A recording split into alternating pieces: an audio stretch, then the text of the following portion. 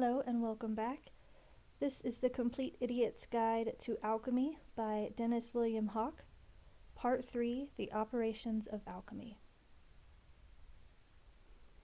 The secret processes by which alchemists achieved their transformations were organized in an ancient pattern known as the Ladder of the Planets. Following the Emerald Tablet's dictum of as above, so below, the operations corresponded to the order and characteristics of the visible planets. The archetypal energies of the planets were reflected on Earth in the evolution of the metals, as well as in the planetary archetypes found on plants, minerals, animals, and human beings. The overall work in alchemy progressed through specific operations that occurred in 3 phases. The initial work of purification took place in the black phase. The separation of purified essences that resulted in the empowerment of the substance took place during the white phase, and the final manifestation of the perfected substance took place at the end of the red phase. Chapter 10, The Ladder of the Planets. In this chapter, climbing the ladder of the planets, influences of the celestial powers, the planetary metals and other correspondences, appreciating the music of the spheres.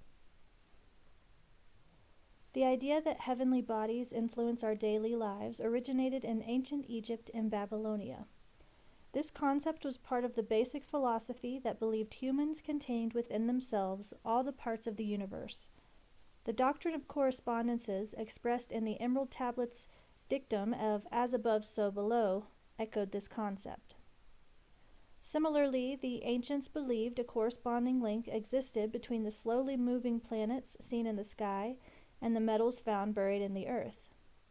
All the luminous planetary bodies exhibit colors that resemble the hue and brilliance of the corresponding metals, and there were many other similarities that led people to believe the metals were associated with the planets. At one time, it was believed that as the planets revolved around the earth, they spun off their corresponding metals into the earth, where they could be extracted by the operations of alchemy. Eventually, each of the planets and its corresponding metal became associated with an operation in alchemy. Each metal had its own characteristics that required specific processes to transform it, and these operations seemed to be a progression of steps. These practical observations were coupled with the Egyptian stages of initiation in a scheme known as the Ladder of the Planets, which consisted of 7 steps corresponding to the 5 visible planets with the sun and the moon. The basic tenet of this system holds that the planets represent powerful primordial forces that express themselves on all levels of reality. These powers are arranged in a pattern of transformation that ranges from the most material and base level, Saturn, to the most spiritual and noble level, the Sun. Correspondences of the planets. The great work of alchemy is to climb the ladder of the planets and reach material and spiritual perfection.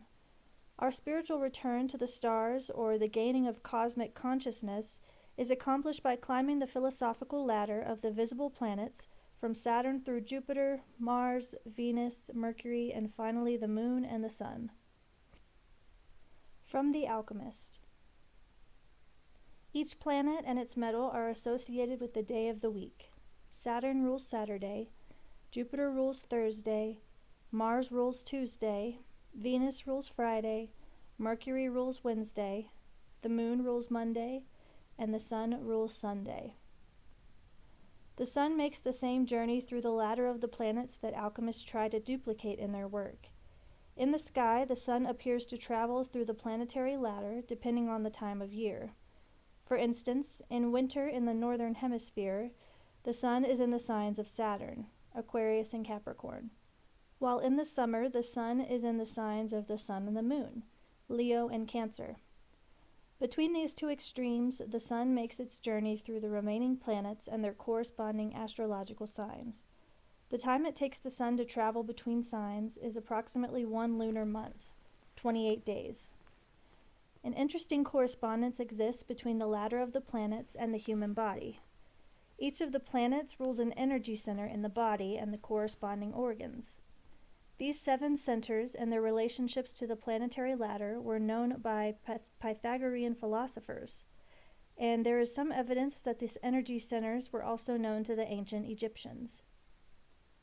In Indian alchemy, the planetary energy centers in the body are called chakras, or spinning wheels. In this system, Saturn corresponds to the root chakra at the base of the spine. Jupiter is associated with the sex chakra at the genitals. Mars is connected with the raw power of the solar plexus chakra. Venus rules the heart chakra. Mercury is expressed at the throat chakra. The moon is reflected in the third eye chakra at the forehead, and the sun shines through the crown chakra at the top of the head. In the remainder of this chapter, we will steadily climb up each rung of the ladder of the planets to help us understand the universal pattern of transformation. The following table summarizes this process and reviews some of the major correspondences of the planets with which we will be working. The table lists the planet and its corresponding metal, the planet's archetypal characteristics, and the alchemical operation to be performed at that stage. The astrological cipher associated with each operation is also given. These are the operations and astrological energies that transform or cure the deficiencies of each planet. The traditional signs of the zodiac associated with the journey of the sun through the planetary ladder are also listed. And just as a side note here, if you'd like to see the table that we're discussing, it is on page 118, so you're welcome to check that out. I might do a video later where I actually show that table, but for now I'm just going to keep reading. The dark powers of Saturn. Saturn, the farthest planet from the Sun, is the first rung on the ladder of the planets, and in esoteric terms represents the galactic starting point on our journey in from the stars. To the observer on Earth, distant Saturn looks like a grayish-yellow star and is most easily spotted during the twilight hours when the sky takes on a deep blue color. Saturn reaches its peak visibility high in the northern sky in the dead of winter. Saturn is the coldest planet and also the slowest moving. While the other planets dance merrily around the warm sun, lumbering Saturn takes 30 years to complete its orbit. Saturn is the largest planet in terms of mass and the second largest after Jupiter in terms of size.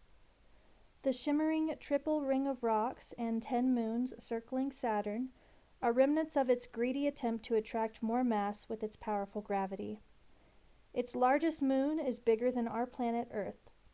Had Saturn been able to attract more mass, it would have transformed into a star, and our galaxy would have had 2 suns.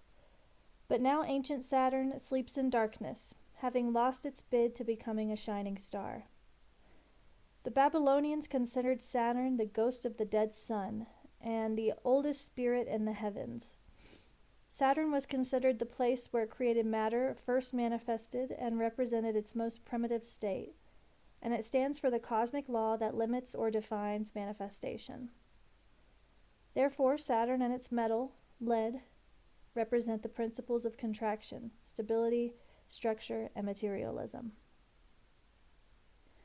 The symbol for Saturn is Father Time with his distinctive hourglass and sickle, who personifies the forces of age, death, and transformation.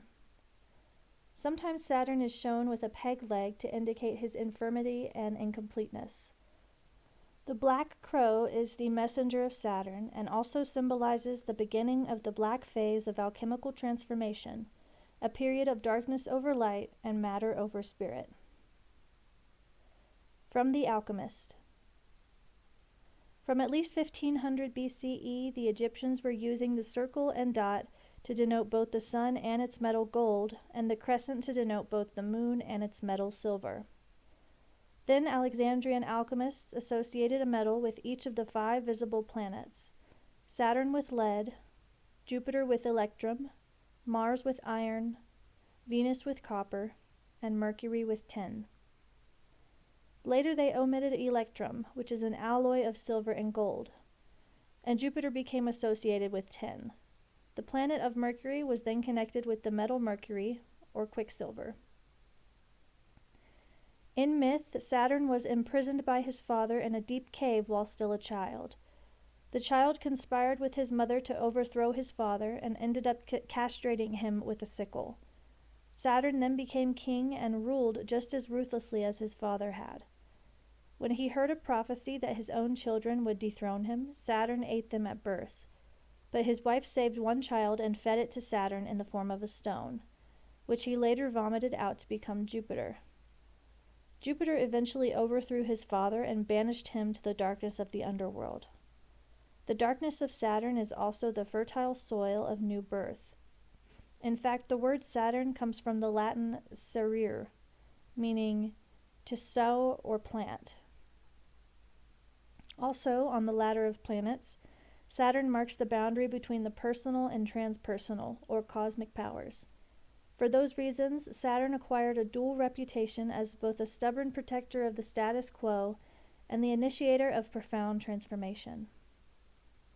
Astrologically, Saturn is represented by two signs of the zodiac. Capricorn is the tenacious mountain goat that patiently moves towards its goal to reach great heights by remaining firmly grounded.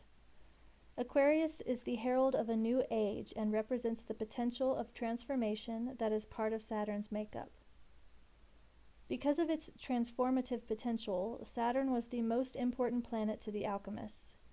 They equated it with the first matter and considered it both the beginning and the end of the great work.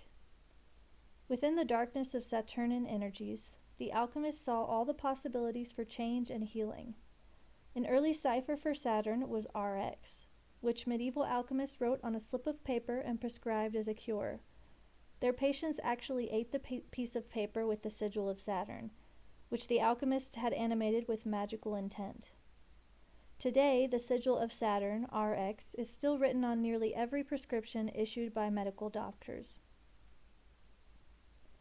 The exuberant powers of Jupiter. Jupiter, the second rung on the ladder of planets, is the largest and most impressive planet in our solar system, but it is mostly gas. It has 4 moons, all of which are more active and larger than our moon. Jupiter and Saturn have a similar chemical makeup and are dozens of times larger than any of the other planets. Their cores are thought by scientists to be made of pure hydrogen metal, and they are the true Olympian gods of our solar system. Jupiter's light and expansive presence balances the heavy and contractive influence of Saturn, and Jupiter is considered the great benefactor of the solar system, and thus represents the principle of divine grace. Esoterically, Jupiter and its metal 10 represent the light and energy of spirit, without which the soul would remain imprisoned within the Saturnic darkness of matter. Astrologically, Jupiter is primarily linked with Sagittarius, the centaur, with his bow and arrow. The half-man, half-horse centaur symbolizes the person who has grown above his instinctive nature and gained social values and wisdom. Jupiter is also linked with the compassionate sign of Pisces. In direct opposition to the signatures of Saturn, it produces a state of spirit over matter in which creativity, music, science, and prosperity prevail. The planet's name is the root of the word jovial, which means cheerful, and the energies of Jupiter are expansive, optimistic, and joyful. With the combination of growth and a positive attitude, it is not surprising that Jupiter represents the power of healing and regeneration. Thoth's tips. For a complete list of books on the planetary powers, go to www.astrology.co.uk/books/subjects/BS.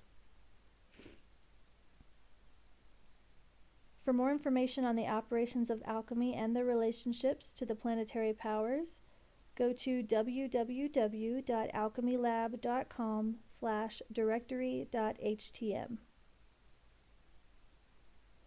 In mythology, the biggest planet in our solar system is the rightful home of the Heavenly Father, who was known as Jupiter to the Romans and Zeus to the Greeks. In India, Jupiter takes the form of Indra, the god of fire and lightning, who in Scandinavian tradition is represented by thunder god Thor. In all these traditions, Jupiter was the great god of thunderstorms and was worshipped as a rain god. In Rome he was commonly known as Jupiter Pluvius, heavenly father who reigns, and his function was to fertilize the mother god with his seminal moisture. The masculine powers of Mars. The third rung on the ladder of the planets is Mars, which is considered the brother of Earth, and the two planets share many characteristics. They have the same exact tilt on their axis of rotation, and they rotate in the same direction at about the same speed. That means they experience nearly identical daily cycles and seasons, although temperature extremes are much more severe on Mars. In alchemy, the red planet Mars represents energy and raw power. The metal associated with Mars is iron, which actually gives the planet its red color. Mars, the warrior, is aggressive and masculine, and governs our animal passions and survival instincts. Martian qualities reinforce the ego, strengthen will, and help us surpass previous limitations. Mars provides us with the energy to act, to begin new projects, or to transform any situation. In the zodiac, the month of Mars, March, is the period when the sun enters the sign of Aries. In fact, the word Aries is derived from the Greek word for Mars, Ares. This is the time of year when spring begins and a new solar cycle of the zodiac starts. Astrologers believe that wherever Mars is located in your natal chart is the astrological sign that will be your source of energy for the rest of your life. This is also when the great work of alchemy begins, and it is believed that the energy generated during this period is what propels us through the next 12 months of transformation. Mars is also linked with the astrological sign of Scorpio, which carries the signature of masculine consciousness and discernment. In mythology, Mars is the god of war and is considered an over-exuberant cosmic troublemaker. None of the other Roman gods liked Mars, and in Greek myth, Venus was always getting her consort Mars out of trouble. The feminine powers of Venus. The next rung on the ladder of the planets is Venus, which is known as the veiled planet and has a dense and sultry atmosphere. Thick sulfurous clouds constantly hide the face of Venus, which has an average surface temperature of around 450 degrees Fahrenheit. Venus has the slowest rotation about its axis of any planet and is twice as close to the Sun as Mars. It is the brightest planet in the sky and appears as both the evening star and the morning star. Esoterically, Venus represents refinement of the senses, the passion of the arts, mystical love, romantic relationships, and physical desire. The feminine energy of the planet is passive, receptive, magnetic, relating, adapting, nurturing, and gentle. Venus is associated with the astrological signs of Taurus and Libra. Taurus represents the sensual part of Venus, while Libra is focused on relating and connecting with others. In terms of the earth sign Taurus, the attracting power of Venus is expressed more in possessions and money, while Libra, the energetic trend, is more toward art and harmony in all things. In mythology, Venus is the great goddess of the Romans, who was known as Aphrodite to the Greeks. Both Greeks and Romans emphasized her sexual energy, and temples to Venus were actually schools of instruction in ecstatic sexual techniques taught by harlot priestesses. The religion of Venus, as well as the Hermetic teachings of alchemy, promised a sacred marriage through which the initiate could escape the cycle of rebirth and be reborn on a whole new level. Death was seen as a transformative event that mimicked le petit mort, the little death of sexual orgasm. The romantic city of Venice was named for the goddess, and our word veneration literally means to pay homage to Venus. Known as the Lady of the Animals, Venus was often shown naked in the forest with animals, especially deer. Several myths tell of hunters encountering Venus and falling in love with her. In fact, our word venison literally means son or follower of Venus. Venus is a very meaningful symbol in alchemy. Married to Vulcan, the god of alchemy, she could not resist the virile powers of Mars, with whom she shared many romantic trysts. To alchemists, Venus was the goddess of generation, and sexual imagery in alchemy almost always refers to the deeply transformative energies of Venus, her metal copper, and the mysteries of the operation of conjunction. Tread carefully. Be careful in working with the ladder of the planets on the personal level. It is very tempting to view it as a strictly linear process or checklist of where you stand in your personal work. Such an attitude elicits what the alchemist called monk's pride, which is a smug feeling of being further along the spiritual path than others. The truth is, the ladder of the planets is a dynamic, living process. Often the stages are not in any set order, since we tend to return to previous phases at different levels in an ever-spiraling process of transformation. The transformative powers of Mercury. The next rung on the ladder of the planets was Mercury, the closest planet to the Sun and the fastest moving planet in our solar system.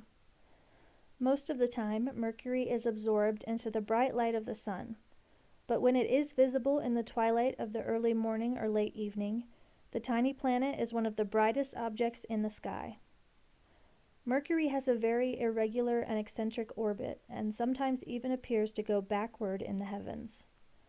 The surface of Mercury looks just like the Moon, and the two bodies have the most reflective surfaces of any of the planets, each reflecting exactly the same amount of sunlight, 7%. Esoterically, the swiftest planet is known as the messenger of the gods and governs communication, intellect, writing, speech, and any kind of conversing or commerce. The urge of Mercury is to know and to communicate that knowledge. In the body, Mercury is associated with the brain and nervous system, as well as breathing and the organs of sense. The god Mercury is usually depicted with the winged sandals and a winged helmet to connote the ability to move and deliver information quickly. Mercury rules the astrological signs of Gemini and Virgo. Gemini, the third sign in the zodiac, is associated with discrimination and awareness of duality. Virgo is associated with purified consciousness and the alchemical operation of distillation. In mythology, Mercury is depicted as a hermaphrodite because Mercury derives its light or consciousness from the union of the left or right brain, or, in alchemical terms, from the marriage of the masculine, rational sun and feminine, intuitive moon. The Greeks knew the Roman Mercury as Hermes, who was the founder of alchemy. Hermes was the twilight god of boundaries, and one of his duties was to conduct souls to the underworld. Hermes was believed to have magical powers over sleep, dreaming, and altered states of consciousness. The soulful powers of the moon. The sixth rung on the ladder of the planets is the moon. It seems the ancients were correct in their assumption that the moon was a planet. Because it has a completely different mineral composition than Earth and other considerations, most modern astronomers believe the moon is a small planet captured by Earth's gravity. Because of the moon's synchronous captured orbit, it always shows the same face to Earth. However, since the moon shines only by the reflected light of the sun, Earth casts shadows on its face that make it appear to change shape in a 28-day cycle. The moon's varying distance from Earth controls the ebb and flow of tides, human hormones, and the female menstrual cycle. Our words for menstruation and menopause are based on the Greek word for meno, meaning moon power. The esoteric meaning of the moon is receptivity, reflection, fertility, and nurturing. In many areas of the world, the 13th-month lunar calendar governs the cycle of planting and harvesting. The moon is said to control the subconscious and is the source of magnetic and astral powers. The moon is the archetypal queen of alchemy, and its metal is silver. In mythology, the moon is associated with the virgin goddess Diana and the multi-breasted symbol of fertility, Artemis. Egyptians referred to the moon as the mother of the universe, and in several traditions, the moon is where our souls go when we die. The moon is associated with the astrological water sign of Cancer, whose traits are deep emotions and moodiness, genuineness, loyalty, and a strong sense of family. The spiritual powers of the sun. The sun is the seventh and last rung on the ladder of the planets. The alchemist saw the sun as the king and husband to the moon queen. In an amazing synchronicity, the sun and moon appear to be exactly the same size in the sky, because the moon's image is 400 times smaller, but also 400 times closer than the Earth's sun. They seem to be the same size to an observer on Earth. When a total solar eclipse or alchemical conjunction occurs, the lunar disk exactly and completely covers that of the sun. The sun is our own personal star at the center of the solar system, which emits energy in every conceivable wavelength, from X-rays to visible light to radio waves, and this energy is what makes life on Earth possible. The sun is the fundamental metaphor of the whole alchemical process, composed of over 90% hydrogen atoms. It is the simplest form of matter known. It also represents a process of constant purification in which cooler and darker impurities, known as sunspots, rise to the surface and are ejected or burned off. Esoterically, the sun is an image of wholeness, health, wealth, and happiness. Its metal gold has the same associations. The blazing sun corresponds to ambition, courage, vitality, creative energies, and electric or masculine energy. In a mythology, the sun is associated with the Egyptian god Osiris, as well as the Greek Hercules in his aspect of monumental strength. In astrology, the sun, as Leo, presides over selfless will, beneficent governing, and shared energy and power. On the personal level, the sun represents our deepest identity, the true self and inner authority, the source of our dignity and integrity. The music of the spheres. To the ancients, the ladder of the planets represented individual melodies in the music of the spheres, which are archetypal vibrations of energy that influence every part of our lives. The ladder of the planets is an example of the law of octaves. The musical octave is a 7-stepped process that raises the vibration of the first note on the scale to a higher vibration, and so on through the remaining notes. The 8th note repeats the cycle on a higher level. In chemistry, the law of the octave is expressed in the periodic table, where every 8th element repeats the characteristics of the first on a more complex level. In alchemy, the law of octaves is the overall pattern of harmony in the universe, expressed as a 7-stepped formula embedded in our solar system. The first 7 notes of the musical scale represent our progress through the planets, while the 8th note of the octave is a return to the first note at a higher level of vibration. From The Alchemist. Pythagoras explained the music of the spheres in 550 BCE. Each celestial body produces a particular sound on account of its movement, rhythm, or vibration. All the sounds and vibrations together form a universal harmony in which each part, while having its own function and character, contributes to the whole. In our solar system, the 8th note is Saturn, the one planet the alchemists considered both beginning and end, the alpha and omega of our transformation. They considered Saturn and our return to Saturn the most important part of the great work, because it represented the beginning of a whole new octave of creation that represents our leaving behind the grosser materiality of the planets and experiencing the more subtle matter of the spiritual universe. The least you need to know. The ladder of the planets is an ancient system based on the archetypal influences of the planetary bodies. Saturn and Jupiter represent the universal powers of darkness and light, matter and energy. Mars and Venus represent the complementary powers of aggression and passivity, the masculine and feminine archetypes. The moon and the sun represent the universal principles of soul and spirit. The planet Mercury represents the principle of transformation that connects all the planetary powers. The music of the spheres is an ancient doctrine that treats the planetary powers as increasing vibrations of energy or tones. Chapter 11, The Black Phase. In this chapter, 3 phases of the great work, the calcination operation, the dissolution operation, personal calcination, and dissolution. The exact sequence of operation alchemists used to accomplish their transformation was one of their greatest secrets, and the actual order was often deliberately scrambled to mislead the uninitiated. Instead of specifics, the alchemists spoke of 3 overall phases of their work, and each phase contained several different operations. This color-coded process of transformation went from an initial black phase to an intermediary white phase, and culminated in a red phase. This same sequence of colors occurs in working with the metals. If the 4 base metals, lead, tin, iron, and copper, are melted and fused into a new alloy, the resulting surface color is black. If this black alloy is heated with the noble metal silver and then heated in mercury, it turns white.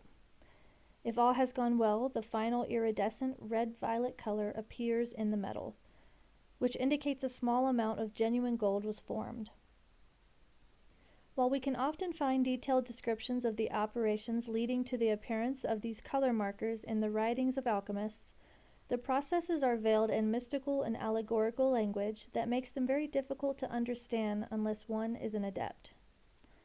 That suggests the alchemists were also talking about spiritual or psychological exercises they performed along with their laboratory work.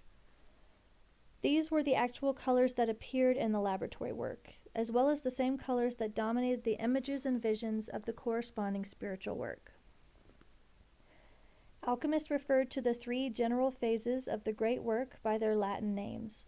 So if you plan to do any further reading in alchemy, it's very helpful to know these Latin terms. They called the work of blackening the nigredo, pronounced nigredo, the work of whitening the albedo, and the work of reddening the rubedo. Jungian psychologists use these same Latin terms to refer to the stages of psychological transformation. The nigredo refers to the depression accompanying the dark night of the soul that underscores the need for deep change on the personal level. The albedo represents the spiritual purification that results from the suffering of the nigredo, and the rubedo is the sense of empowerment and confidence that results from psychological integration in the final phase of personal transformation. The blackening. The work of blackening was the longest and most difficult phase in alchemy. The alchemists said that by comparison, the white and red stages seemed like child's play. They considered the black phase of nigredo a tortuous stage of the work in which the substance at hand suffered and was forced to surrender many superfluous characteristics in order to reveal its true nature. Definition. Dross is an alchemical term that refers to the scum of solid impurities that float on top of molten metal. It usually consists of dirt, non-metallic contaminants, metal oxides, and other chemical waste which can easily be skimmed off the surface and discarded. Dross is always solid material, as opposed to slag, which is liquid or oily impurities that surface in melted metals. The goal at this initial phase of transformation is to reduce the subject to its bare essence or most fundamental ingredients. All the dross, impure, and extraneous material must be removed or they will contaminate and destroy the later stages of work. The alchemists called the overall process that occurred during the nigredo as mortification, which meant to them facing the dead part. In the lab, mortification results in a powder or ashes in which the characteristics of the former substance can no longer be recognized.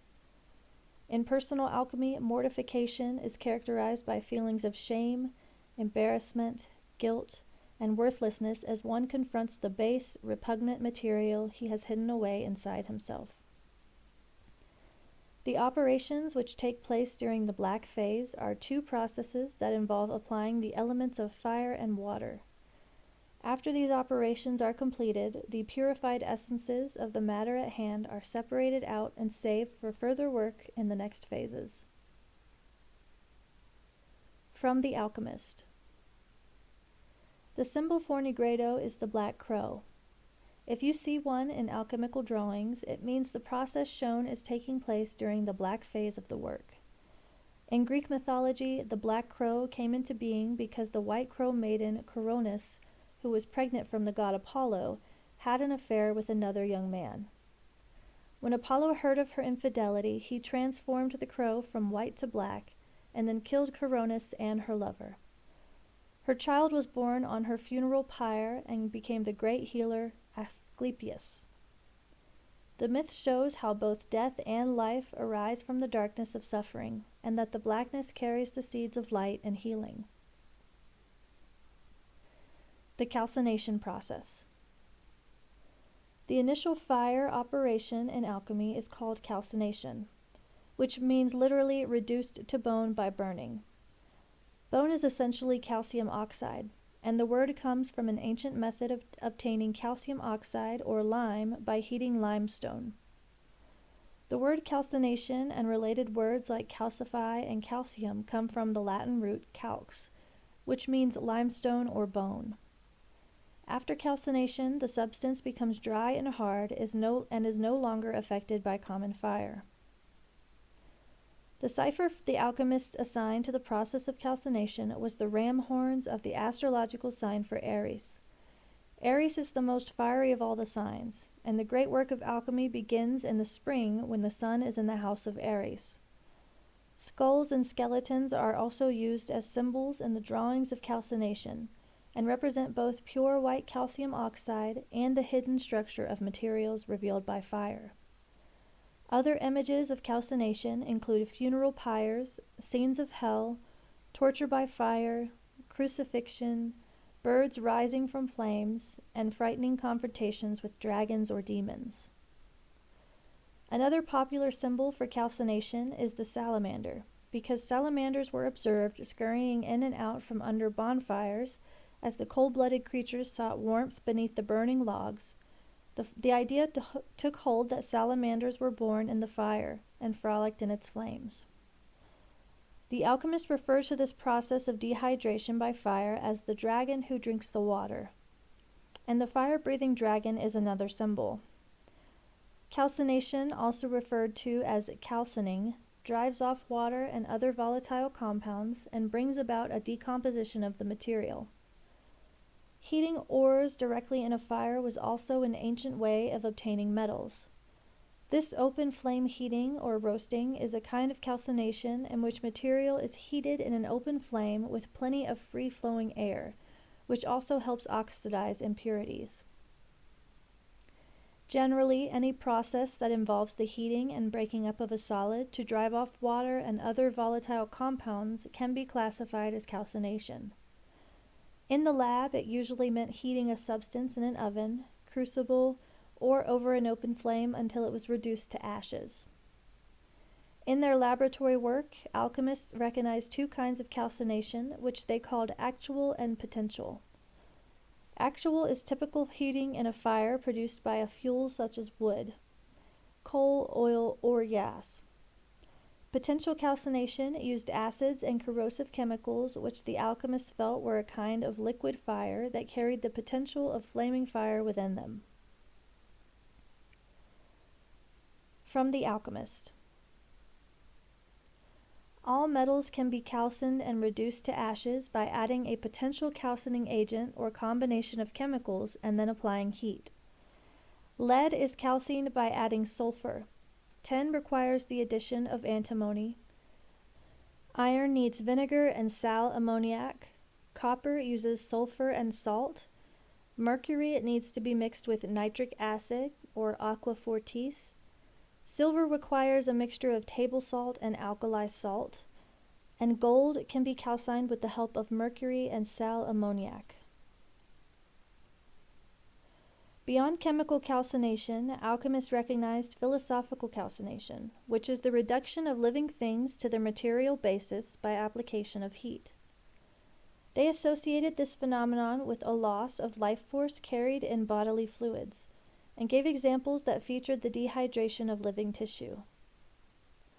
One example of philosophical calcination is human cremation, which results in a dehydration of bodily fluids and tissue that leaves only bone fragments and ashes behind. Another example occurs when animal horns or hooves are suspended over boiling water for a long period of time. Thick liquid called mucilage drips out of the horns or hooves, leaving a dried mass, which is easily reduced to powder by grinding. In both cases, the powdery material resulting from philosophical calcination was considered quite different from the ashes left over from common chemical calcination. The ashes of once living things were sacred, and it was felt that they still contained the ultimate essence of the living person or thing. Personal calcination. At the same time alchemists worked in their laboratories on the calcination of metals or other compounds, they were also working to accomplish corresponding calcinations on the personal level, and suffered through the same transformations as the substances with which they worked. By applying the operations of alchemy to the human mind, alchemists became the first psychologists.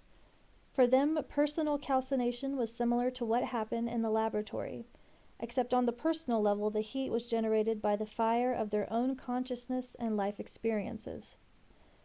The resulting drying up of one's inner moisture and volatility represented the loss of his emotional and psychic energy as he matured.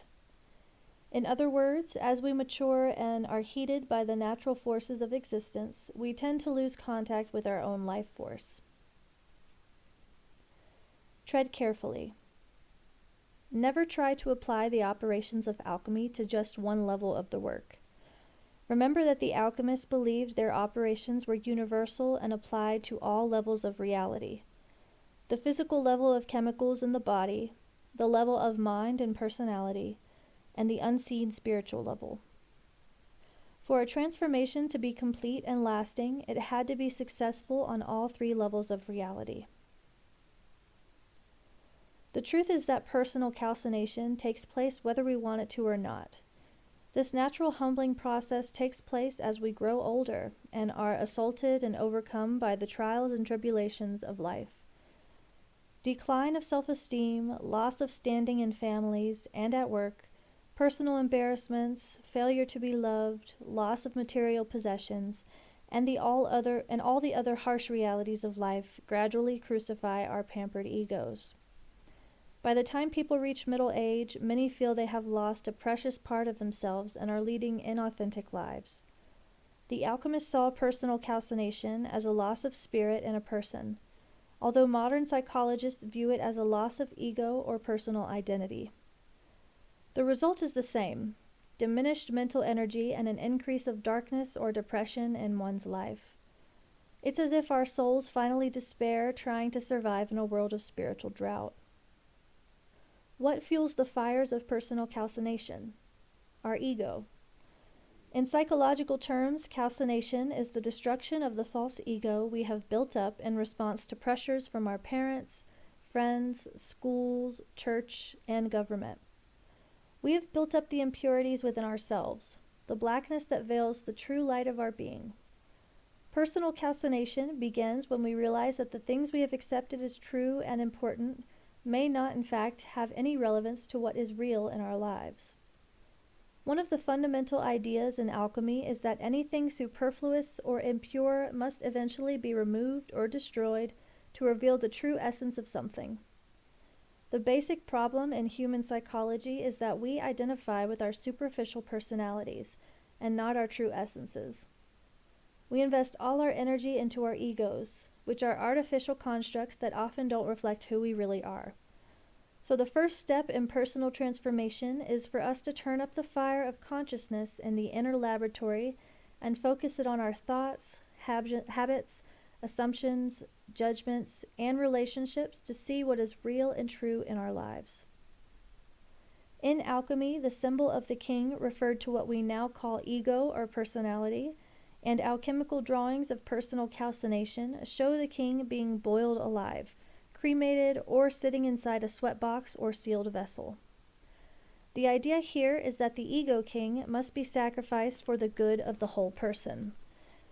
As in the Grail legends, the kingdoms of one personality will wither and decay until the rightful king is restored to power.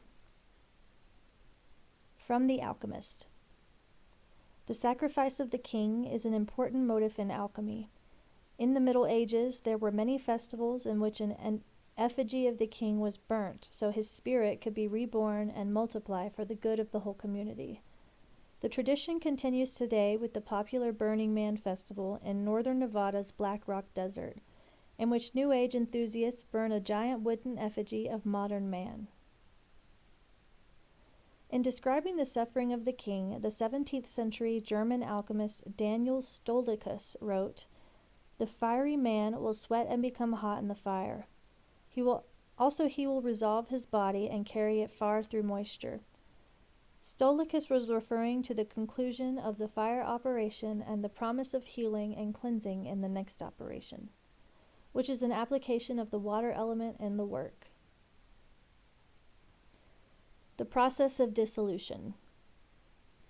The next operation which alchemists used in the black phase was dissolution, sometimes referred to simply as solution. Dissolution is the transformation of a substance by immersing it in water or other liquid. In the lab, it is the liquefaction of a solid or the absorption of a solid into liquid. It usually involved dissolving the ashes from calcination in water or liquid chemicals. The water in which the ashes were dissolved took on magical properties, and the term elixir from the Arabic al-iksir literally means from the ashes. Fascination with the powers of the water element dates back at least as far as the female alchemists of Alexandria, who developed equipment for performing dissolution and distillation. To the astonishment of ancient experimenters, solids disappeared into solvents as if they had been returned to their original, undifferentiated state. They saw this as reduction to the first matter, a purification they likened to return to the womb for rebirth. The astrological sign associated with the dissolution process was the water sign of Cancer, which the Egyptians called the sign of the scarab. Symbols of dissolution include lakes, floods, underground streams, quicksand, reflecting pools, tears, melting, menstruation, washing in tubs, fish swimming on the surface of water, and other allusions to the water element. Glass vessels, clay pots, cauldrons, and other womb-like vessels of transformation also refer to this process. Drawings of women riding great fish, taming wild animals or dragons, or naked women walking quietly in the forest are images of dissolution that emphasize the deep connection between nature and the darker feminine side of our being. While the king derives his powers of light and active energy from the sun, or solar archetype, the queen's source of power resides in the darkness and potential energy of the moon, or lunar archetype. Psychologically, therefore, the king represents the conscious mind and thoughts, while the queen represents the subconscious mind and feelings. Thoth's tips. Understanding the differences between the king and queen will enable you to more readily recognize these opposing forces in yourself. The king is the aggressive masculine ego and powers of reasoning, and the queen represents the forces of passive acceptance and feminine ways of knowing, like feelings and intuition. While the king and queen represent opposing qualities of our personalities, they are really two aspects or faces of the same thing, which is our true self. Personal dissolution. Just as the king was the primary icon of personal calcination, the queen is the primary icon of personal dissolution. Images of dissolution may feature the king sitting in a boiling cauldron, swimming naked, or drowning in a lake. The queen may be shown sitting with the king together in a bath or relaxing by herself in a tub of water. Personal dissolution further breaks down the corrupted and artificial structures of the personality by immersion in the dark waters of the unconscious. This is a forbidding realm with slumbering dragons or other monsters guarding great treasures. Other symbols of the unconscious realm in alchemy include depictions of poisonous toads, basilisks or winged serpents, menacing fish, great whales, and confrontations with stags or scenes of rabbits diving down into holes in the earth. Alchemists sometimes refer to the energies found in this forbidding psychic realm as the water which does not wet the hands. These dissolving waters can take the form of inner voices, visions, dreams, or just odd feelings that reveal a world of shadowy energies existing simultaneously with us in our everyday life. This buried material and rejected energy surfaces during dissolution, because the conscious mind of the king relinquishes control after suffering through the fires of calcination. Direct confrontation with the primordial energies of the unconscious during dissolution further humbles the beleaguered ego king and results in a surrendering of stubborn beliefs and projections. Definition. Projection in alchemy is the mixing or casting of the transmuting agent, or philosopher's stone, into molten base metal to instantly transform it into gold. Psychological projection is the extension of our thoughts or emotional energy into the world at large. During the early stages of personal alchemy, projection is a dangerous thing. When we are angered or revolted by things we see in the world, it is because that same negative quality lives subconsciously within us. We end up expending tremendous psychic energy projecting these rejected qualities into the external world while keeping them hidden from view within ourselves. The blackening caused by dissolution was often expressed as the darkness of depression and melancholia. However, alchemists considered personal dissolution a completely natural process. Instead of running for Prozac, the true alchemist must work with the darkness and suffer through it in order to emerge transformed. By bringing this threatening material to light in therapy or personal work, the alchemist rises above the poisonous vapors of the subconscious and learns to integrate the dark side into a reborn self. This may seem like a scary process, but it's a necessary step in personal transformation. We all have built up a personal trash heap of rejected material that is incompatible with our chosen conscious attitude. Psychologists call this part of our personality the shadow, which is the inferior or rejected part of our personality. Slowing down and paying attention to feelings allows this material to surface and come to light, where we can examine it and transmute its dark energy in positive ways. How exactly do you transform the threatening darkness of a negative experience? First, you need to stop thinking about the individual incident behind the negative emotion, and try to work only with its pure energy, what the alchemist would call its vital principle. If you can dissolve the connection between the emotion and the shadow material that fuels it, the energy will be free to use for healing or further transformation. One way of doing this is a method of dissolution called cibation. Cibation is the addition of water or other fluids to dried out substances at precisely the right moment in the experiment. Psychologically, this involves coldly and deliberately reviewing painful, hardened memories without letting them upset you, and then holding the memories in your mind until the emotions behind them finally break to the surface. If you let yourself fully re-experience these emotions, sometimes a lump will form in your throat or tears will well up in your eyes. The idea is to let yourself go and cry as long and as hard as you can. Crying therapy is a valid technique used by therapists to overcome eating disorders, sex problems, drug abuse, insomnia, anger, and many other problems. But the uncontrolled crying must take place at precisely the right time to work. Medieval alchemists were the first to understand this process and actually believed that the salt in tears was the remnants of crystallized thoughts and memories broken down by crying. Other effective methods of personal dissolution include paying attention to dream symbolism, mental images, slips of the tongue, and other meaningful coincidences. Keeping journals of thoughts and feelings also help bring the shadowy material to light. If successful, the initial operations of fire and water have eliminated the dross of the substance, whether it is of a chemical or psychological nature.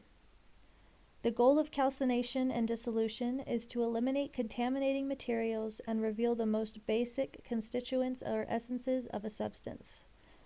The job of the next phase in alchemy, the albedo, is to separate out these essences and recombine them at a higher level of purity and power. The least you need to know. The work of alchemy is divided into 3 phases of transformation: the black phase, nigredo, the white phase, albedo, and the red phase, rubedo. Calcination and operation of the black phase involves heating a substance in an open flame. Dissolution is an operation of the black phase that involves dissolving the substances in water or other liquid. Because the operations of alchemy also apply to psychological transformation, many modern psychologists use the same terms in their therapy as the alchemists use in their lab work. Personal calcination involves burning up artificial psychic structures and ego complexes using introspective techniques. Personal dissolution frees subconscious energy trapped in mental habits, rejected material, rigid beliefs, and projections. Chapter 12, The White Phase. In this chapter, reclaiming the essences of mortification, the white light of the albedo, the operation of separation, the operation of conjunction, personal separation and conjunction. In the previous chapter, our matter suffered through the mortifications of the black phase of alchemy. However, the blackness is now slowly giving way to light, and a new day is dawning. The matter has died and is being reborn. Psychologically, we have experienced the death of old habits, beliefs, judgments, projections, and dependencies, and a new person is emerging. We have entered the second phase of alchemy, the white phase, or albedo, which is a purification of the matter that survived the nigredo. It results from a washing or cleansing of the products and their reunion on a new level of purity. Spiritually, the whiteness of the albedo is the brilliant white light at the end of the dark tunnel between death and the afterlife. The alchemists believe our souls, which are immortal essences of our being, follow the same progression through the phases of alchemical transformation as do substances in the lab or the facets of our personality. The whitening. The albedo phase of alchemy grows out of the blackness of the nigredo in a gradual process of cooking and purification. This stage is extremely important in the overall progress of transformation, because any remaining contamination or impurities that make it through to the third and final phase can ruin the whole experiment. Definition. Albification is a chemical term for the process of whitening. The word comes from the Latin words albus, meaning white, and ficere, to make. Albification is accomplished by washing, scrubbing, grinding, or bleaching with chemical agents. Albification releases the purified essences of the matter, and the goal is to separate these essences from the dross and waste materials of nigredo. One of the biggest difficulties during albedo is keeping these pure essences from recombining with each other or picking up contaminants until the alchemist has isolated them. The final operation of the albedo is to combine the pure essences into a new incarnation or body. Another characteristic of the work during albedo is that the alchemist discovers the underlying duality of the substance she is attempting to transform. The level of purification is so great that the fundamental duality of nature is observed in the experiment. In other words, the essences revealed turn out to have opposing positive and negative qualities. In personal transformation, the opposing essences are the masculine and feminine characteristics of the personality, which the alchemists referred to as the king and the queen. Symbols of the white phase of alchemy include the naked king and queen standing next to one another, as well as more abstract images such as baptismal fonts, silver chalices, fountains from which 2 streams of water flow into a single basin, or 2 lions sharing one head vomiting forth a stream of liquid. Other symbols include a white dove, white swan, white dragon, white queen, white rose, white stone, and white Mercury. The full moon and the morning star, Venus, are also symbols. In mythology, Aurora, the Roman goddess of the dawn, is often used by alchemists to refer to albedo. The alchemists believed they could only accomplish the albedo with divine grace through a merging of the powers above and the powers below. The actual mechanism of whitening was regarded a mystery that could not be explained, and during this phase, the alchemists spent much time in prayer and meditation. The Benedictine alchemist Anthony Joseph Pernetti said of this stage, "When the alchemist sees the perfect whiteness, the philosophers say that one has to destroy his books because they have become superfluous." The operations that take place during the white phase are two processes that involve applying the elements of air and earth. After these two operations are completed, the essences of the matter at hand will be fused inseparably together to create an exalted matter at a new level of strength and integrity the alchemists called the stone. The separation process. Separation is the alchemical operation of disuniting, dividing, cutting, or breaking down substances to retrieve their basic constituents or essences.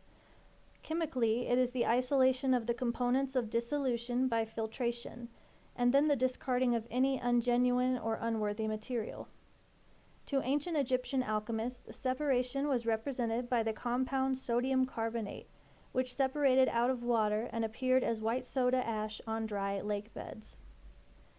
The oldest known deposits are in Egypt. The alchemists sometimes referred to this compound as natron, which meant the common tendency in all salts to form solid bodies or precipitates.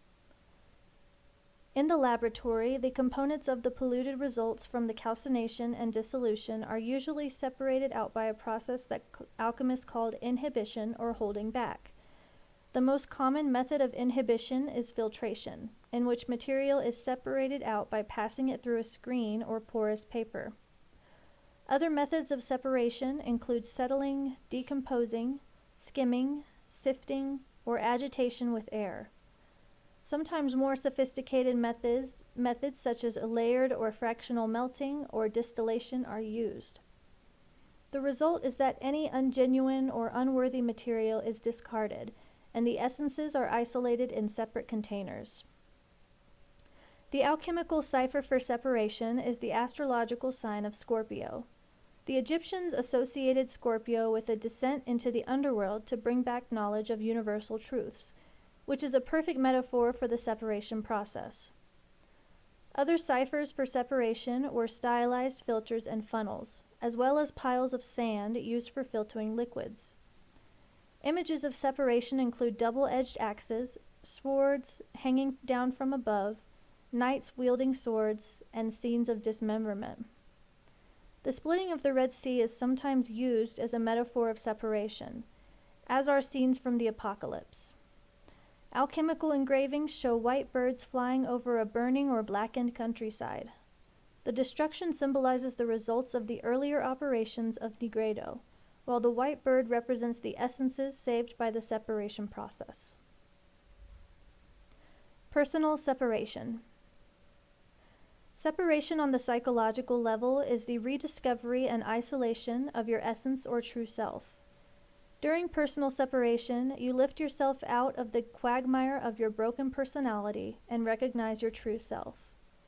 The operations of Nigredo have broken down your personality into your most basic traits and desires, and during the first stage of albedo, you become aware of the pure essences within and isolate them from ego complexes and unwanted subconscious elements. A typical alchemical drawing of the separation operation is shown in the following illustration. Separation requires decisive action, as suggested by the armored male figure with a sword. The process involves cutting into the heart of the subject of the work at this stage to reveal the deepest essences of soul and spirit.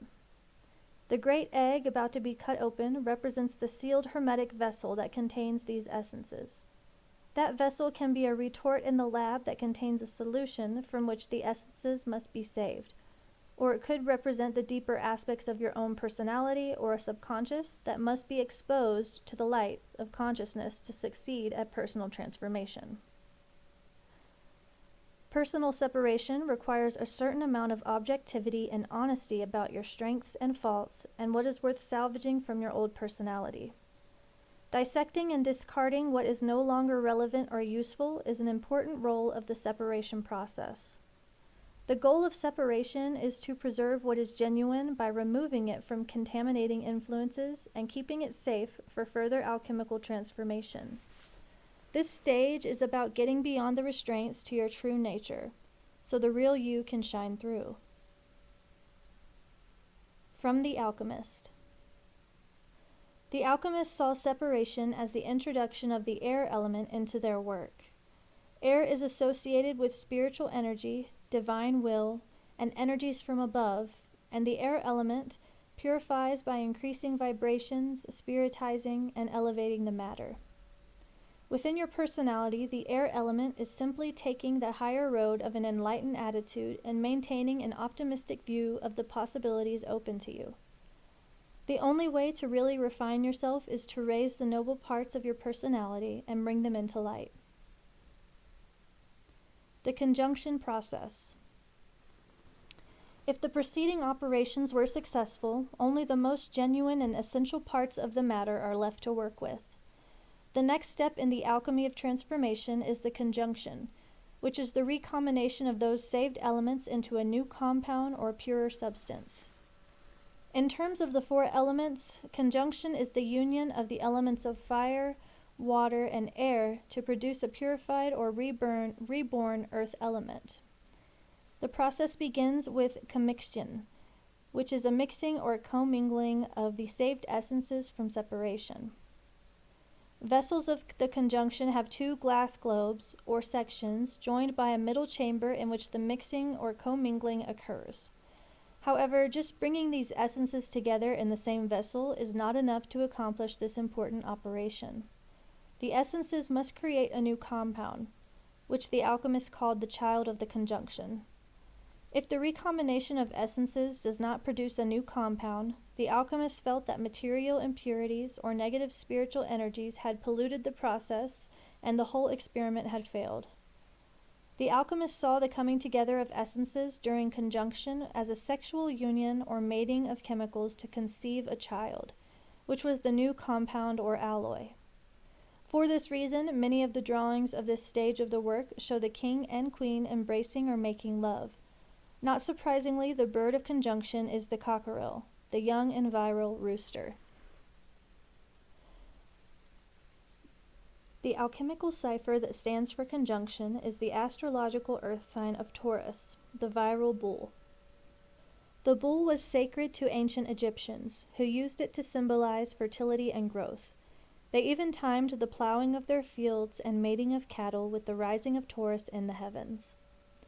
Other images of conjunction include rams and satyrs, double-chambered furnaces, rope or chains binding opposing entities, birds chained to earthbound animals, and two streams coming together in one stream. Often engravings show the king and queen in reconciliation at this stage, with Hermes or Mercury in between or joining them with an embrace or handshake. Personal conjunction. Psychologically, conjunction is the union of the opposing parts of our personality, the masculine king and the feminine queen. The alchemists referred to this initial reconciliation as the fetus or lesser stone, and after it is accomplished, the initiate should be able to clearly discern what needs to be done to achieve permanent enlightenment, which would become the greater stone or philosopher's stone. Drawings of conjunction usually show two animals, vessels, or other objects being mixed or joined in some way. In the following illustration, we see the alchemist patiently waiting for the conjunction process to begin. He has successfully separated and isolated the purified essences of soul and spirit, which are depicted by the two birds facing opposite directions in the retorts. The bird in the inverted vessel on top is spirit, and the bird in the vessel below is soul. Once these opposing essences are mixed together, nature takes over. This is indicated by the alchemist pointing with his right hand to a plant on the ground. The stone cube that holds the vessels suggests this is a process of physical manifestation that takes place in real time and space. The whole process is like breeding animals, in that you can only bring the living essences together and hope for the best. In spiritual terms, the essences of conjunction were the very soul and spirit of the alchemist, and their union was known as the sacred marriage. Alchemical images of this blessed event include the sun and the moon uniting in the sky, two white birds raising a crown into the heavens, red and white lions or dragons sharing one body, or elaborate outdoor wedding celebrations. Because the marriage partners in the sacred marriage of conjunction were essences of soul and spirit within the alchemist, many alchemical texts describe the marriage as an act of incest. To church officials who took such metaphors literally, this was one more example of the immortality of alchemists.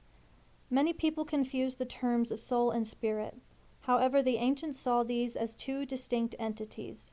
Spirit, the inner king, is constantly striving for change and betterment, while soul, the inner queen, is happy with things as they are and wants only to settle down. Spirit is associated with energy, aggression, expansion, and intellectual pursuits, while soul is associated with matter, passivity, contraction, bodily sensations, and emotions. Spirit craves action and adventure, feeds on abstract concepts, and seeks objective, unifying principles.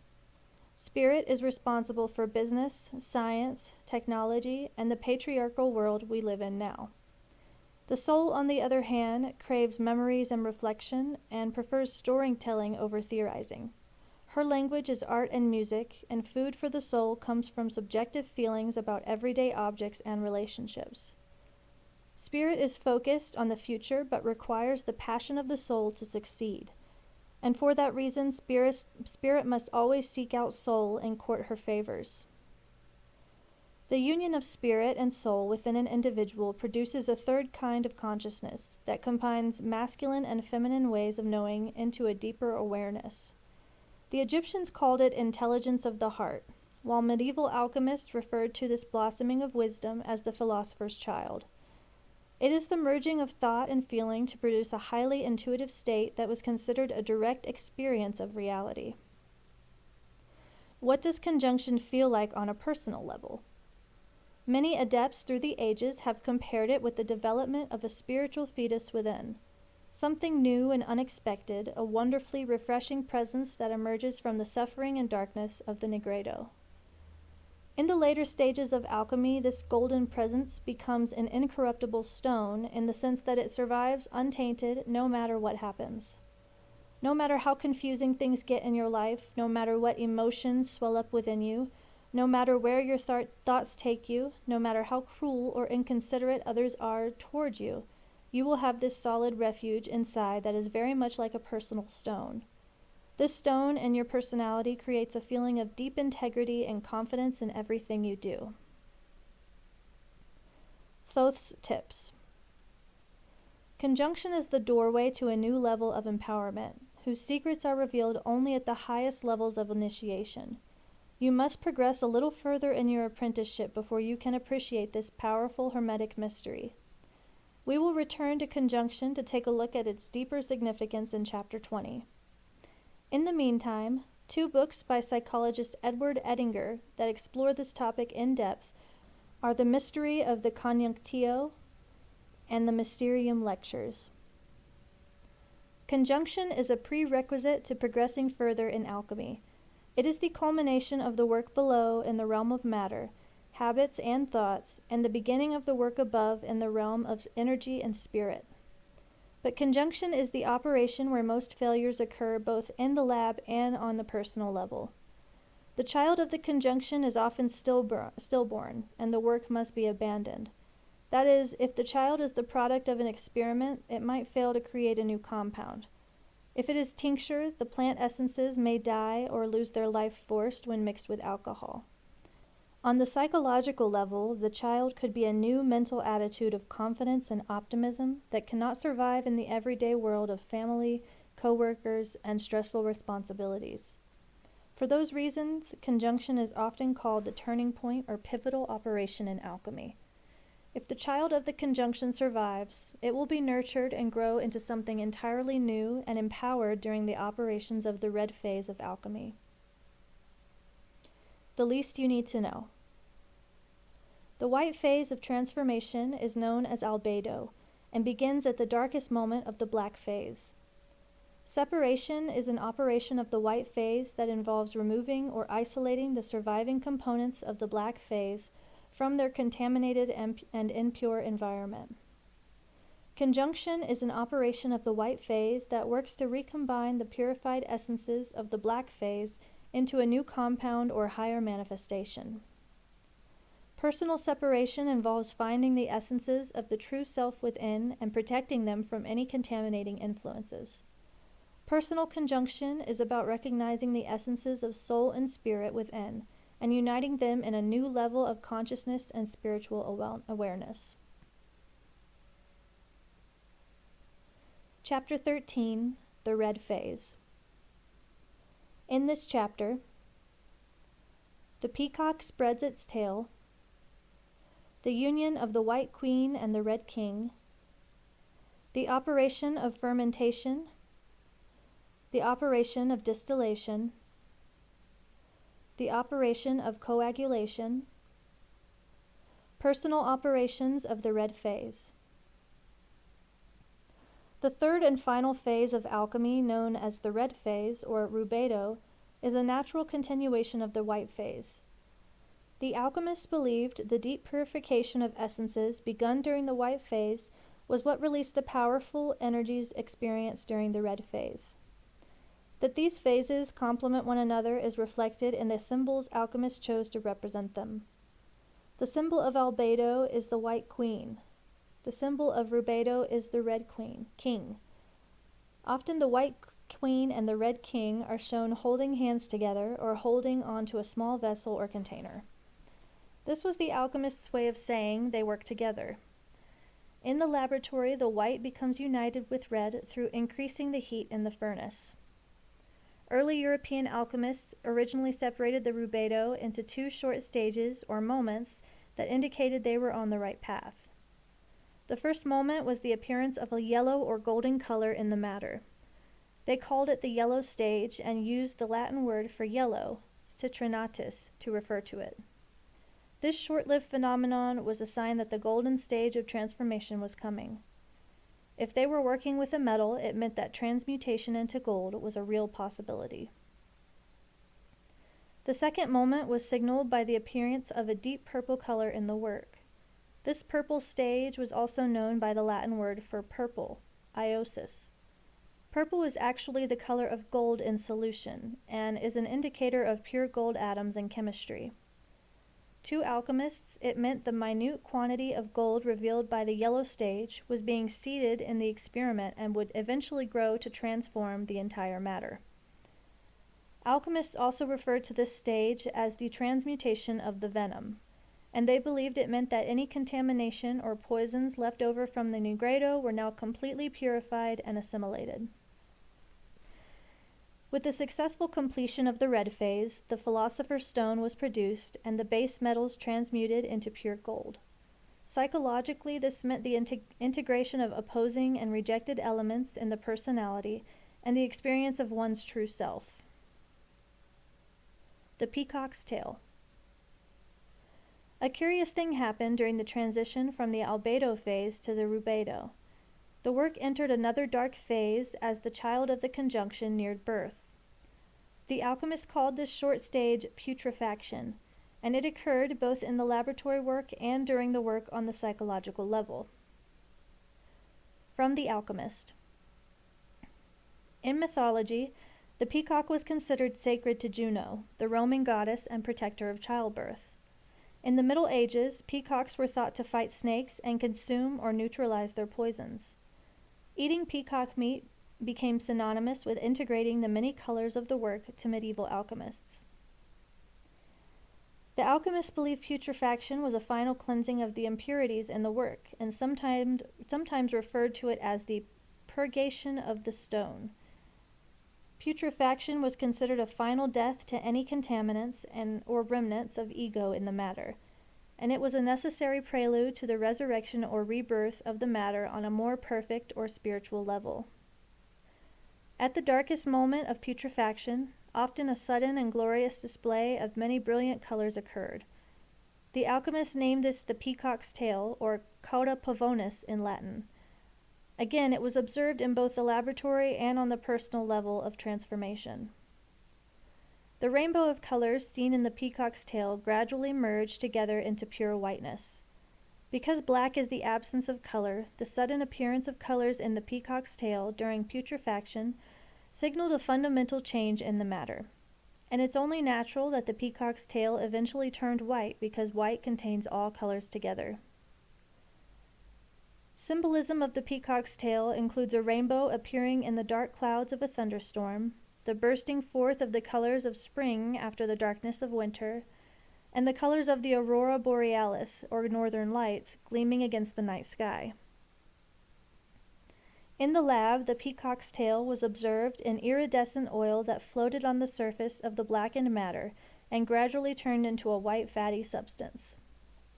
This milky liquid was composed of digesting bacteria that accumulated on the rotting material. Psychologist Carl Jung compared this phenomenon to daybreak, a period of peace and tranquility before the next and final phase, which is the full sunrise of Rubedo. The reddening. After suffering through the Nigredo, undergoing the intense purifications of Albedo, and experiencing the death of putrefaction, the matter of the work was depleted of energy and life force. It was pure but sterile earth, which the alchemists compared to the bleak face of the moon. To make the work come alive again, the alchemists felt it must have fresh blood and undergo reddening in the fire. The infusion of life into the dead matter was accomplished by the loving union of the White Queen and the Red King, who worked together during Rubedo in a cosmic process sometimes referred to as the marriage of the sun and the moon. Obviously, these are profound symbols with universal meanings. If you have been a good apprentice and have paid attention to the symbolism presented thus far, you should know what spiritual forces are represented by the White Queen and the Red King. According to Hermetic philosophy, these spiritual forces are the basic essences of every created thing in the universe. Do you know what they are? The White Queen represents the universal feminine essence of soul. The Red King represents the universal masculine essence of spirit. If you missed the answer to this question, go back to the last chapter and make sure you understand the meaning of the symbolism described under the conjunction process before you proceed further in your apprenticeship. From The Alchemist. German alchemist Franziskus Kaiser described the work of the White Queen and the Red King during Rubedo in his 1606 book Kabbalistic Chemistry, as the body used to be slow, rough, impure, dark, and destructible because it lacked power and energy. So the reddened rebirth unifies soul within spirit, vivified and volatile, light and penetrating, pure, refined, and clear, overflowing with energy, indestructible and full of energy, and it is able to maintain this. Among the operations alchemists use to complete the red phase of transformation are two dynamic processes known as fermentation and distillation, which combine opposing energies in the work. The third and final operation during Rubedo is known as coagulation, which is the final crystallization of energy and matter that becomes the philosopher's stone. The fermentation process. To the ancients, fermentation was a miracle of nature. As early as 7000 BCE, the Egyptians used their knowledge of fermentation to make mead, wine, and beer. By 4500 BCE, the Egyptians and Chinese had learned to ferment milk to make yogurt and cheese. Fermentation requires living cells, such as bacteria or yeast, and is considered a kind of cellular respiration that usually takes place in the absence of oxygen. In chemical terms, fermentation is the conversion of organic substances into new compounds in the presence of fermenting bacteria. The most common fermentation is the conversion of sugars into alcohol, which held special meaning for alchemists. They felt alcohol was the actual spiritual essence of a substance, and thus we refer to liquors and other alcoholic beverages as spirits. Some examples of fermentation will make this process clear. Beer is made by germinating grain and then drying and crushing it into pulp. This mash, as it is called, is mixed with warm water. Wine is made by crushing grapes and separating out the juice. In both cases, fermentation begins naturally if the material is allowed to decay, though yeast is usually added to get the process started. After proper aging to allow the alcohol to accumulate, the beer or wine is filtered and bottled. The putrefaction, whose end was signaled by the appearance of the peacock's tail, is actually a natural part of the fermentation process. Putrefaction is the first step in fermentation when the matter is allowed to rot and decompose. Medieval alchemists sometimes added manure to help get the process going. Unlike the hopeless blackness of Negredo, the alchemists considered the blackness of putrefaction to be a pregnant darkness that would lead to the birth of the philosopher's child. The cipher alchemists used to designate putrefaction was the astrological fire sign of Leo, which the Egyptians associated with the lion-headed sun god Sekhmet. Egyptians of putrefaction included corpses, graves, coffins, massacres, mutilation, worms, dung beetles, and rotting flesh. Alchemical drawings at this stage depict birds descending from a pitch-black sky, skeletons standing over coffins or black boxes, or a snake crucified on a cross. From The Alchemist.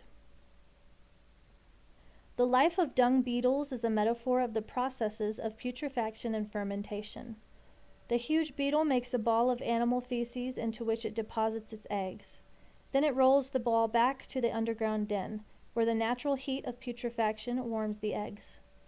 As the larvae mature, the beetle rolls its ball toward the heat of the rising sun, where the newborn beetles emerge and take wing into the light of a new day. Egyptians worshipped the dung beetle as the sacred scarab, whose esoteric meaning is secret enclosed fire.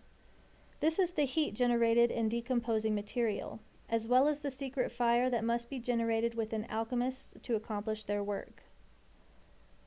When true fermentation begins, the dead material seems to come to life again as movement and bubbling gases emerge from the influx of digesting bacteria. Drawings of fermentation sometimes show a bird descending into water where a black toad waits, two birds nesting in a tree, an alchemist waiting patiently for changes to take place in a darkened vessel, or a farmer sowing gold coins into a field.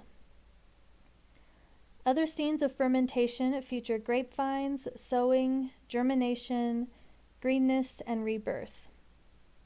The color green is often associated with successful fermentation, and other green symbols include the emerald tablet, green gemstones, lush gardens, and the green lion stretching up toward the sky.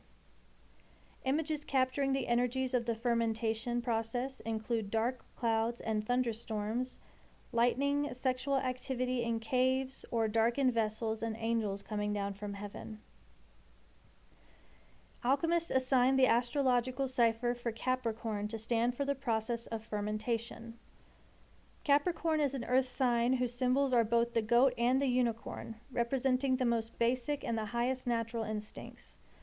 Alchemists believed that Capricorn encompassed the entire work from beginning to end. Capricorn is the first sign of the year, and movement from Capricorn to Capricorn encompassed the one symbolic alchemical year in which the great work could be accomplished. The primary symbol of successful fermentation is a curious two-headed human figure known as the rebus, which is from the Latin phrases res bina, meaning a double thing. The rebus is usually depicted as a winged hermaphrodite with a male head on its right and a female head on its left, and represents the philosopher's child resulting from the union of the king and queen that took place during the conjunction phase. The naked and purified rebus is shown being heated by the fires of fermentation in the following figure. This fire is not the direct consuming flames of calcination, but a controlled heat that has been likened to birds sitting on eggs to hatch them. The rebus is like an embryonic being or intermediate stage in transformation that requires more toil in the final stages of the work. This new being emerges from the dark womb of putrefaction and takes its first breath during fermentation. The rebus is a hermaphroditic melding of the masculine and feminine characteristic of its parents, the king and queen. In mythological terms, the hermaphrodite results from the sacred marriage of our Hermes with the Greek goddess of love, Aphrodite. Personal fermentation. Just as chemical fermentation is the introduction of new life into matter, so is psychological fermentation the introduction of new life into the inner presence created during personal conjunction. Any problems starting the fermentation process giving birth to the child of the conjunction stem from impurities carried over from the white phase. These hidden impurities in our character are finally destroyed during the psychological death of putrefaction. Fermentation on the personal level starts with the inspiration of spiritual power that reanimates, energizes, and enlightens the blackened ego. Personal fermentation can be achieved using a wide variety of tools that include intense prayer, desire for mystical union, transpersonal therapy, visualization, and deep meditation. In simplest terms, fermentation is a living, loving inspiration from something totally beyond and outside us in the spiritual realm. Separate the earth from fire, the subtle from the gross. The Emerald Tablet instructs us at this stage. Like the colorful peacock's tail of its chemical counterpart, psychological fermentation is often initiated by colorful visions that involve a higher form of imagination the alchemists call true imagination. They felt the mental images experienced during fermentation were true representations of a higher spiritual reality and not mere fantasy. The distillation process. Distillation is the boiling and condensation of a solution to increase its concentration and purity. The alchemists believed that distillation released the pure essence or spirit of a substance in the evaporating vapors. For example, one can obtain the pure alcohol spirit of wine by distilling a solution of fermented grapes. The essence could be concentrated using a process known as rectification. Definition. Rectification is the process of refining or purifying a substance by repeated distillation. The evaporated distillate is returning to the boiling vessel to be distilled again. Continued cycles of distillation eventually produce a thick and extremely concentrated solution the alchemists called the mother of the stone. The typical distillation apparatus consists of a lower boiling vessel, the cucurbit, and an upper stillhead, the alembic, which is a hooded vessel that collects the rising vapors. The hot vapors are cooled in a long condenser, and the purified condensed liquid, the distillate, is directed by a tube or funnel into a receiving vessel. A popular medieval distillation device was nicknamed the pelican. It was a glass retort, a type of container, with two tubes connecting the neck of the vessel with the lower body. The result was a reflux or rectification still, in which the mixture was boiled and vapors condensed in the neck and then flowed back into the boiling liquid through the tubes. This intercirculatory process produced a very pure essence from the original mixture. In alchemical drawings of this operation, the pelican is shown pecking herself in her chest in order to feed her young, which are usually gathered at her feet lapping up her fresh blood or life essence. Another kind of distillation is cohobation, in which solid matter is repeatedly soaked in liquid and distilled to capture its purified essences. In a kind of distillation known as sublimation, no liquid is used at all. The solid material gives off vapors that condense directly into an extremely pure powder at the top of the distilling apparatus. The solidified material remains stuck to the sides of the alembic until collected by the alchemist. The alchemists considered sublimation a superior form of distillation that led directly to their treasured philosopher's stone.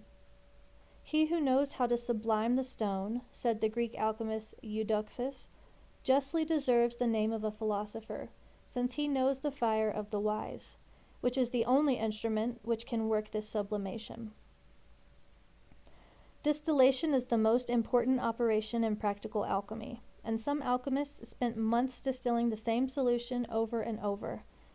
Distillation is described in the Emerald Tablet in these words: "It rises from earth to heaven and descends again to earth, thereby combining within itself the powers of both the above and the below." The alchemist chose the astrological earth sign of Virgo as the cipher to signify distillation. The Egyptians associated the alchemical goddess Isis with this sign. The cipher for the operation of sublimation was Libra, an astrological air sign that the Egyptians associated with the divine child, as well as Ma'at, the goddess of truth. Two-headed creatures are shown rising into the air on wings and then returning to earth in drawings depicting the distillation process. This repeated circulation between the spiritual forces above and the material forces below eventually led to a concentration and purification of the essences of the substance at hand. In the following figure, we see the distillation of the rebus as it nears the final stages. The rebus stands on a winged stone or globe that is new salt or permanent body that forms after distillation is complete. Above we see the 7 planetary operations that the rebus will go through before the transformation is complete. The square and compass and octagon figure indicate that distillation is an objective process of rectification and gradual enlightenment. Other images of distillation include flowers in bloom, such as the rose, the lotus, jasmine, and the edelweiss, as well as scenes of fountains, water wheels, dew, rain, and snow. Animal images include the unicorn, white doves, soaring birds, owls, pelicans, winged serpents, the green lion eating the sun, and a dragon in flames eating its own tail. Personal distillation. In psychological terms, distillation is a process of spiritization that involves repeated separation and recombination of the subtle or spiritual aspects of the personality with the unrefined thoughts and emotions or gross aspects of the personality. This is actually a very natural process that we can observe simply by paying attention to our everyday thoughts. We are always recycling thoughts and regurgitating emotions in a never-ending struggle to organize our lives and find direction and meaning. This chaotic process goes on unchecked and unnoticed until a distilled idea breaks through in the form of new insight or revised judgment. Personal distillation, however, requires being conscious of this process and deliberately pursuing it to its conclusion. The deliberate agitation and sublimation of psychic forces is necessary to ensure that no impurities from the inflated ego or submerged shadow are incorporated into the new self manifesting in the final stages of transformation. Tools used in personal distillation include introspective meditations that raise the content of the psyche to the highest or most objective level possible, free from the emotional energy that often controls our behavior. Almost all types of psychological therapy are methods of personal distillation that seek a reconciliation of subjective and objective realities. Many meditations used by Taoist alchemists are also methods of personal distillation. For instance, in the meditation called Circulation of the Light, one is taught to focus the light of consciousness on the lower cauldron of energy in the abdomen below the navel. Following the natural rhythm of the breath, this base energy is heated by the powers of intention and attention and rises up the back to the upper cauldron in the head, precipitating or sublimating of the solidified essence or child of the conjunction. This fixation of spiritual forces is what creates the Philosopher's Stone, which embodies the principle of transmutation itself. With the creation of the Philosopher's Stone, 2 more operations are now available to alchemists. The first is projection, which is the process of transmuting the base metals into gold.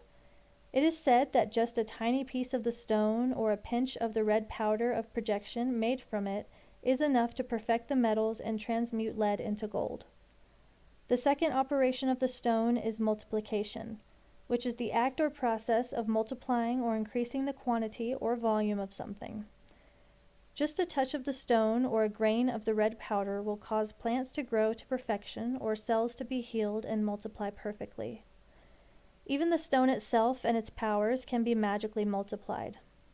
Multiplication provides the raw material for the elixir of life, drinkable gold, and other panaceas that the alchemist promised would cure all disease. The cipher for coagulation is the astrological air sign of Gemini. the divine twins that the two alchemists presented their rebus. The cipher for projection is the water sign of Pisces. From at least 2300 BCE, the Egyptians used two fish to denote this constellation. The cipher used for the multiplication operation is the water sign of Aquarius, whom the Egyptians associated with Osiris, their god of grain, seeds, and semen. Coagulation images include brilliantly shining new gold, a balanced set of scales, an egg-shaped stone, the Holy Grail, and a naked androgynous youth. Scenes of coagulation include such things as wingless creatures being carried away by winged creatures, a lone eagle soaring high in the sky, the serpent and lion united, the king and queen breaking free of their chains, or the sun and moon beaming down proudly over a naked child. The most common symbol of coagulation is the phoenix, a mythical bird that builds its nest in a fire, then rose from the ashes completely reborn as a new creature. Alchemists sometimes called the phoenix the ortis, the rectified one. They described it as a four-legged bird with black eyes, a white face, white forepaws, black hindpaws, and a red head with streaks of pure gold reaching to its neck. From The Alchemist. The phoenix and the emerald tablet are closely related. Both are said to have originated in the ancient land of Phoenicia, and in some traditions the emerald tablet was written in Phoenician characters. Some Egyptian writings even refer to the emerald tablet as the phoenix. "I am the great phoenix," reads an ancient Egyptian stele, which is in Heliopolis. "I am the rendering of all that is and will exist."